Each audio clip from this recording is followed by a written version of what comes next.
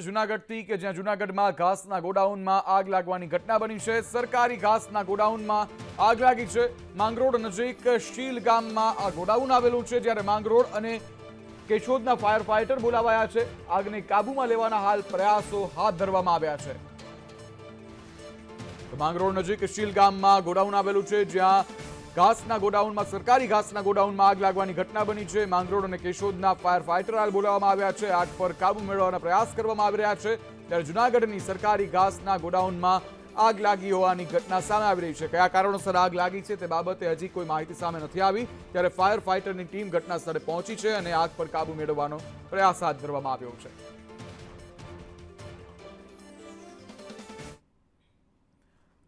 સમાચારોમાં આગળ નજર કરીએ તો પીવી મુરજાની આપઘાત કેસમાં માતા પુત્રીની ધરપકડ કરવામાં આવી છે। વડોદરાના કન્ઝ્યુમર એક્ટિવિસ્ટે આત્મહત્યા કરી હતી। માનેલી દીકરી કોમલ અને તેની માતા સંગીતાની ધરપકડ કરવામાં આવી છે। ભાવનગર ખાતેથી માતા અને પુત્રીની ધરપકડ કરવામાં આવી છે।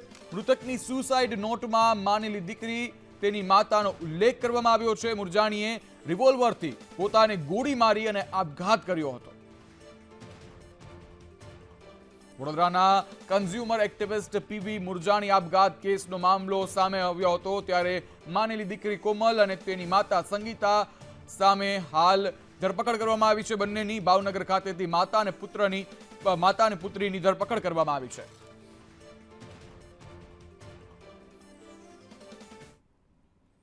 ગોંડલમાં તુલસી વિવાહનું આયોજન કરાયું। મુખ્યમંત્રી ભૂપેન્દ્ર પટેલે આ તુલસી વિવાહમાં હાજરી પણ આપી। ધારાસભ્ય ગીતાબા જાડેજા દ્વારા આયોજન કરવામાં આવ્યું હતું। સીએમ ભૂપેન્દ્ર પટેલ તુલસી વિવાહમાં જાનૈયા બન્યા હતા અને ભાજપના આગેવાનો પણ હાજર રહ્યા હતા।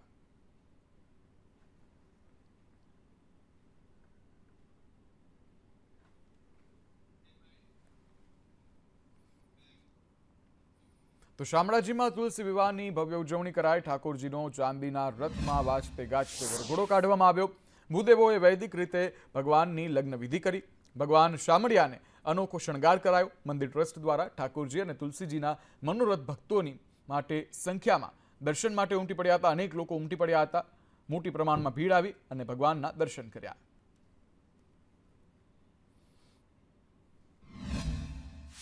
આજે ભગવાન વિષ્ણુ ભગવાન આજે એમની સુખ સૈયામાંથી જાગ્યા છે અને આજે શુભ પવિત્ર દિવસે દેવઉઠી એકાદશી અને આ પવિત્ર દિવસે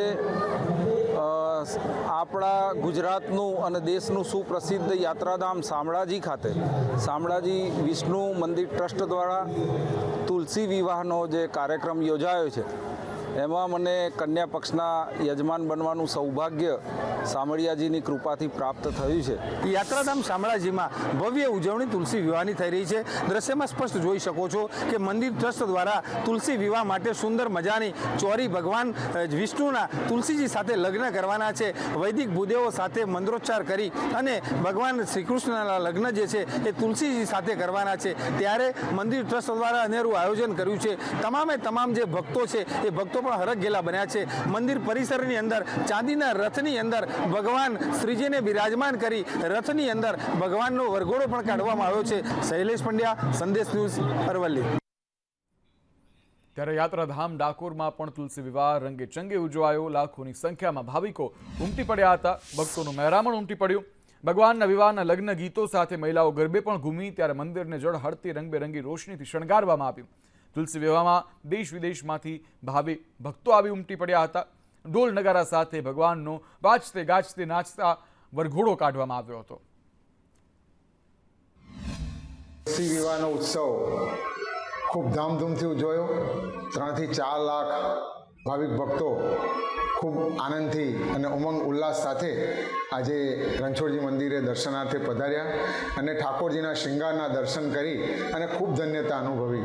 એમાંય જ્યારે ઠાકોરજીની લક્ષ્મીજી જવા માટેની સ્વારી નીકળી, વરઘોડો નીકળ્યો, ત્યારે બધા ભાવિક ભક્તો ખૂબ મન મૂકીને નાચ્યા છે। આગળ ઘટના દાહોદથી કે જ્યાં દાહોદમાં પ્રેમીએ પ્રેમિકાના અશ્લીલ ફોટોઝ વાયરલ કર્યા છે। પ્રેમ સંબંધ બાદ બંને વચ્ચે ઝઘડો થતા આરોપીએ આ કૃત્ય કર્યું। સોશિયલ મીડિયામાં પ્રેમિકાના ફોટો વિડીયો અપલોડ કર્યા।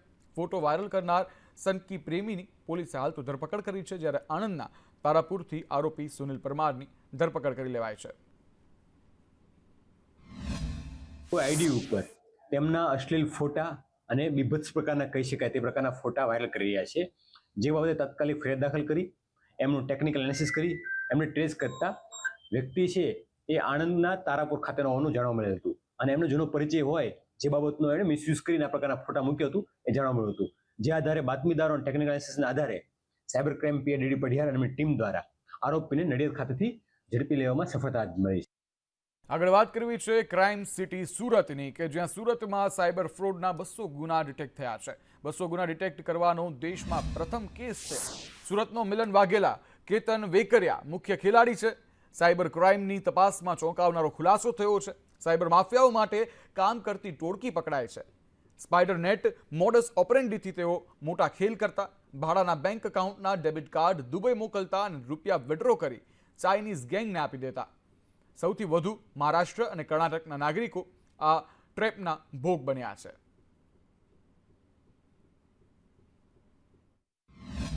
જ્યારે અમે લોકો વધતા ગયા અને પૂરે દેશના અલગ અલગ જો રાજ્યોના જો સાયબર ક્રાઇમના ટીમોથી અને સિનિયર અધિકારીઓ સાથે અમે લોકો કોન્ટેક્ટ કરતા ગયા તો એવું આપણે જાણવા મળ્યા કે કુલ 866 જેટલી અરજીઓ આ જ લોકો જો ગેંગ છે આ નંબરોવાળા આ નંબરો જે એકાઉન્ટ નંબરો છે, મોબાઈલ નંબરો છે, આ બધાની વિરુદ્ધમાં 866 જેટલા અરજીઓ આવી છે અને અત્યાર સુધી આમાં 200થી વધારે એફઆઈઆર દર્જ થઈ છે આ લોકોના વિરુદ્ધમાં દેશમાં.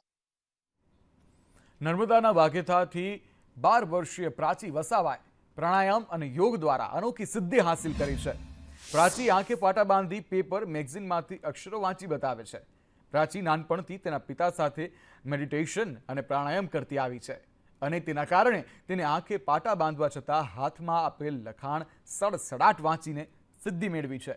પ્રાચી નીતેશભાઈ વસાવા જાંબુઘોડા ગામની સ્કૂલમાં ધોરણ 7માં હોસ્ટેલમાં રહી અભ્યાસ કરે છે. પ્રાચીની આ અનોખી સિદ્ધિથી ગામના લોકો સાથે પરિવારજનો પણ આશ્ચર્યમાં મુકાઈ ગયા છે.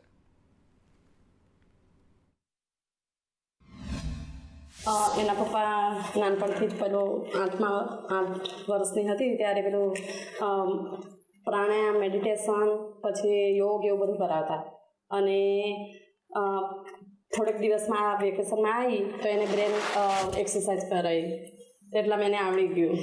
એ તો અહીંયા આવી પછી 2-3 દિવસ પર એક્સરસાઇઝ કરી અને પછી 2-3 દિવસ પછી ખબર એ પહેલાં કહેતી હતી પણ અમને એવું લાગે કે એમ જ કહે છે એમ. એના પપ્પાને મેં 2 દિવસ જોયું પણ અમને નથી લાગતું. પછી મેં બી એને પાછું એવું કર્યું જોઉં કે દેખાય છે કે નહીં દેખાતો. મને બી અમને એકદમ વિશ્વાસ નહોતો થતો પણ પછી કેટલા એને જ્યારે વાંચ્યા પાટા કેટલા માર્યા હતા? આપણે શું માર્યું? પહેલાં નાની રૂમાલો જાડી કરીને અહીંયા 2 મૂકી હતી, પછી ઉપર સફેદ રૂમાલ બાંધી, પછી ઓઢણી બાંધી. બેટા આ જે સિદ્ધિ છે તે કેવી રીતે પ્રાપ્ત કરી છે?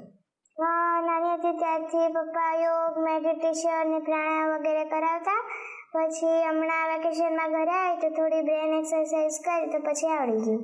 આંખે પાટા બાંધીને મેં વાંચી શકું છું, પછી કલર ઓળખી શકું છું, નંબર પણ કહી શકું છું. તો આપણી પાસે આ એક પુસ્તક છે. આ પુસ્તક બતાવીશું, ગુજરાતી ભાષાનું પુસ્તક છે અને એની પર જે હાલમાં જે પ્રાચી જે છે એની ઉંમર કેટલી બેટા ઉંમર છે તારી? 12 વર્ષ. એની 12 વર્ષની ઉંમર છે. જે એક્સરસાઇઝ જેને કરી છે પ્રાણાયામ યોગ, એટલે કે એ કહે છે કે કોઈ ચમત્કાર નથી પરંતુ જે પ્રાણાયામ યોગ કરે છે તેના દ્વારા તે આ ઓળખી. તો આ વાંચીને બતાવે બેટા શું લખેલું છે ઉપર? પ્રત્યેક બાળક સરખી ક્ષમતા સાથે જન્મે છે. ક્ષમતાને બહાર લાવવાનું કામ માતા પિતાનું છે. Positive parenting. કોઈ પણ પેજ ખોલીશું એને હાલમાં જે સિદ્ધિ પ્રાપ્ત કરી છે તો તેની વાત કરીએ તો એને અત્યારે જે સિદ્ધિ મોટા ફોન્ટ છે એ ખાસ એ આઈડેન્ટિફાઈ કરી શકે ને વાંચી શકે છે. બીજું પુસ્તકનું આપણે અચાનક કોઈ પેજ ખોલીને એના સામે મૂક્યું છે. આ બેટા વાંચી સમજ શું લખ્યું છે? તો શા માટે પોઝિટિવ પેરેન્ટિંગ નહીં? પછી આ પોઝિટિવ પેરેન્ટિંગ એટલે શું? નીચે જે લખાણ લખ્યું છે પોઝિટિવ પેરેન્ટિંગમાં તમામ પરિબળો અને પરિસ્થિતિનો સ્વીકાર છે. સ્વીકાર કર્યા બાદ કઈ રીતે શ્રેષ્ઠ બાળઉછેર કરવું એનું નામ પોઝિટિવ પેરેન્ટિંગ. તો મારે મોબાઈલમાં જે ફોટોગ્રાફ છે આ એક ફોટોગ્રાફ છે બતાવીશ. આ છે બાળકીને આપણે આપીશું કે આ ફોટો કે કઈ રીતનો છે. તો બેટા બતાવજો. હા કોઈ તો પોલીસનો છે, મિલ છે. મેલ છે. તો તમે જો કે આપણે સ્વર્ગીય એક પીએસઆઈ હતા તેમનો એક ફોટો બતાવ્યો, સાથે અન્ય જે તસવીર છે મારી પાસે અન્ય પણ ફોટોગ્રાફ છે એ એને આપણે બતાવીશું ને એને પૂછીશું કે આ ફોટો કોનો છે. તમે જુઓ અને હવે પરીને પૂછીશું કે આ કોનો ફોટો છે, બતાવજો બેટા. કૃષ્ણ ભગવાન અને રાધાજી. નરેન્દ્ર પેપરવાલા, સંદેશ ન્યૂઝ, નર્મદા. સુરેન્દ્રનગર ખાતે સિનિયર સિટીઝન ક્રિકેટ ટુર્નામેન્ટનું આયોજન કરવામાં આવ્યું છે. આ ક્રિકેટ ટુર્નામેન્ટમાં અમદાવાદ, રાજકોટ, સુરેન્દ્રનગર, મહારાષ્ટ્રમાંથી 12 સિનિયર સિટીઝનોની ક્રિકેટ ટીમે ભાગ લીધો હતો. ધારાસભ્ય જગદીશ મકવાણાના સહયોગથી કર્તવ્યમ ટ્રોફી 2024 અંતર્ગત સિનિયર સિટીઝનો માટે ક્રિકેટ ટુર્નામેન્ટનું આયોજન કરવામાં આવ્યું છે. જય Jhalawad senior citizen cricket association Surendranagar દ્વારા આજે કર્તવ્યમ ટ્રોફી 2024 ટુર્નામેન્ટનું આયોજન ઝાલાવાડને આંગણે જવાહર પોલીસ પરેડ ગ્રાઉન્ડ ખાતે 3 દિવસ એટલે કે તારીખ 11, 12 અને 13 નવેમ્બર દરમિયાન યોજાઈ રહ્યું છે, જેનો આજે શુભારંભ થયો છે.